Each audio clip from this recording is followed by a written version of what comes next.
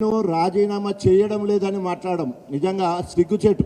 ఈరోజు బీఆర్ఎస్ కార్యకర్తల రక్తాన్ని చెమట చేసుకుని బీఆర్ఎస్ పార్టీ మేనిఫెస్టోని చెప్పి బీఆర్ఎస్ పార్టీ ఫండ్ తో గెలిచి నిస్సిగ్గుగా నేను కాంగ్రెస్ కు పోయినా అని చెప్పేసి పెద్దపెండాల సభలో నిజం ఒప్పుకున్నాడు.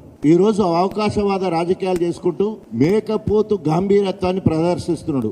సావుకాలు వచ్చింది వణికిపోతుండేడు. ఇప్పుడు ఎప్పుడు ఎలక్షన్లు అవుతుందని చుచ్చు పడుతుంది. ఇప్పుడు సంవత్సరం కాంచెల్లి ఊరూరు తిరిగి ఆయన బండారాన్ని బయట పెడతా ఉంటే కడియం శ్రీకే వేరే గత్యంతరం లేదు. నా పేరు ఇనొస్తే ఇదే ఎలక్షన్లకు పోవాలని లేదు. ఎందుకంటే డిపాజిట్ రాదు అని తెలిసిపోయింది. ఎందుకంటే ఇలా అస్సలు సిసలైన కాంగ్రెస్ వాళ్ళు తిరగబడతా ఉన్నారు. ఎప్పుడు ఎలక్షన్లు వస్తాయా కడియం శ్రీని చూసుకుందాం అన్నట్టున్నారు. అటు బీఆర్ఎస్ వాళ్ళు లేరు, ఇటు కాంగ్రెస్ వాళ్ళు లేరు. అసలు సిసలైన ఓన్లీ నకిలీ అవకాశవాద కడియం కాంగ్రెస్ వాళ్ళు మాత్రమే ఉన్నారు. అందుకని ఎట్టి పరిస్థితుల్లో గెలిచేది లేదు.